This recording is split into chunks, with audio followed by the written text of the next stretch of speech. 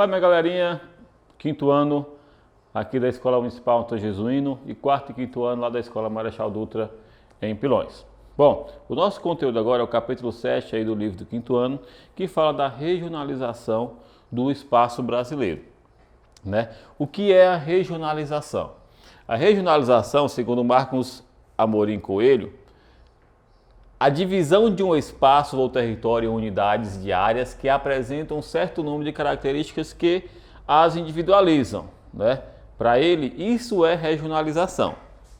Regionalização, o surgimento das divisões regionais oficiais está ligado à ideia de planejamento que se consolidaram no Brasil durante a Segunda Guerra Mundial. Ou seja, a ideia de dividir o território do Brasil em regiões, né, é para facilitar, né, a questão da regionalização, de dividir de acordo com as características de cada região, né? As divisões regionais surgiram como forma de facilitar o planejamento regional e a integração nacional, ferramenta de planejamento essencial usada pelo governo. Se você for pegar, a maior parte dos países, ele tem essa divisão, né, divisão em regiões. A primeira divisão do Brasil que temos aqui, né, que se tem, é a divisão de 1913, né? Não era uma divisão oficial, utilizada no ensino de geografia. Era uma divisão utilizada apenas no ensino de geografia. Os critérios de regionalização utilizados foram clima, vegetação e relevo. A primeira regionalização de 1913 eram utilizados os seguintes critérios para dividir: clima, vegetação e relevo. Dessa forma, o país era dividido em 5 regiões: setentrional, norte, oriental, oriental e meridional, né? Que eram essas aí, ó. A região setentrional, ó, parte lá da Amazônia. Região norte oriental, né? Pegava Maranhão, Piauí, Ceará, Alagoas, né? Região central, região meridional e região oriental. 1, 2, 3, 4, 5. 5 regiões e ainda tinha o território do Acre, tá bom? Depois, pessoal, a gente aparece aqui com as divisões oficiais, ou seja, aquelas que foram feitas pelo governo, e não apenas para facilitar a questão do ensino de geografia.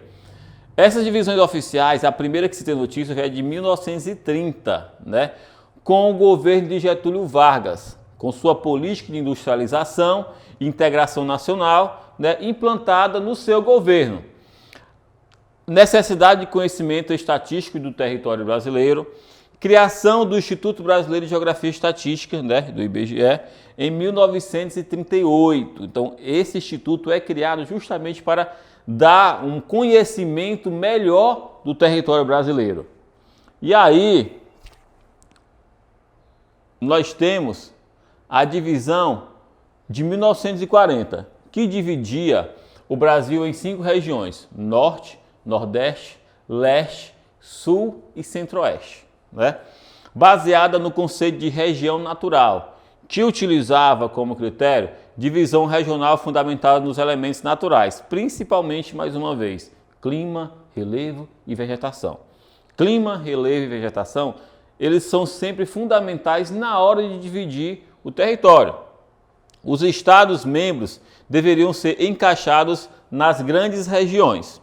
Resultado: pouca unidade natural das regiões, né? Então, essa foi de 1940. Temos aí a divisão de 1940, que era essa daí, ó.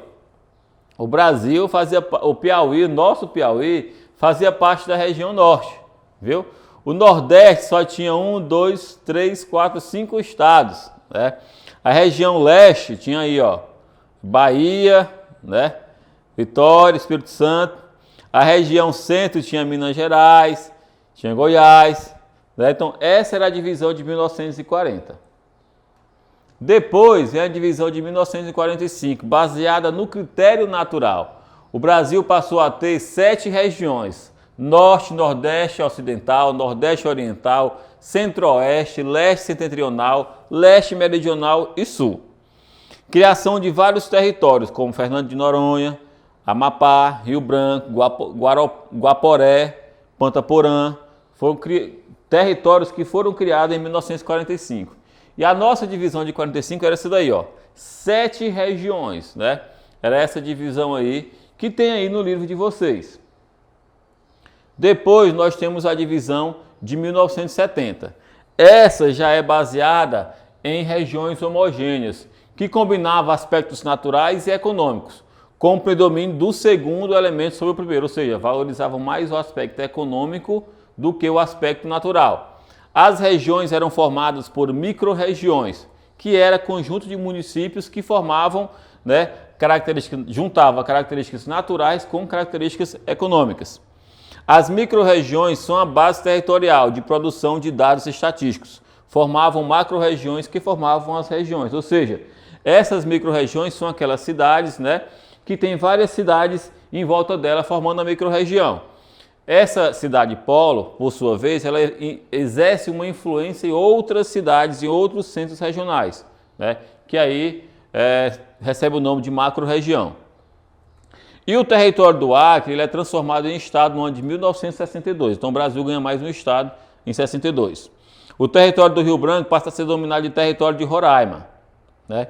E essa aí era a divisão de 1970. 1, 2, 3, 4, 5 regiões aí, ó, né? Norte, Nordeste, Sudeste, Sul e Centro-Oeste, né? Não tínhamos ainda o estado mais novo da federação, que é o estado do Tocantins.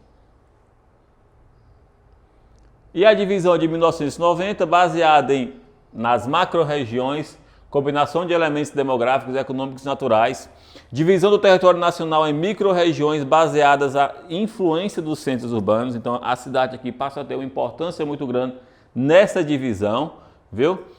E os territórios de Roraima e Amapá são transformados em estado em 88, assim como o estado do Tocantins, que foi desmembrado do estado do Goiás.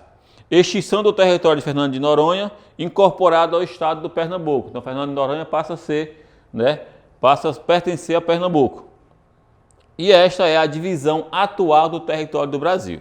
O Brasil é dividido em 5 regiões: Norte, Nordeste, Sudeste, Centro-Oeste e Sul, né? 26 estados e 1 distrito federal. Então, essa é a atual configuração do território brasileiro.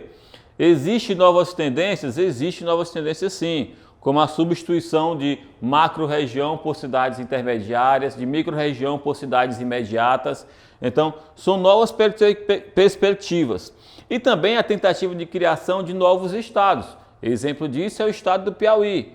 Há projetos para dividir o estado do Piauí em 2 estados. O estado do Piauí ficaria a região norte e o estado do Gurgué a região sul, né? Então, essa é a atual configuração do território brasileiro, tá bom? Na próxima aula, nós vamos falar um pouquinho da característica de cada uma dessas regiões aí. Viu? Tchau, tchau e até a nossa próxima aula.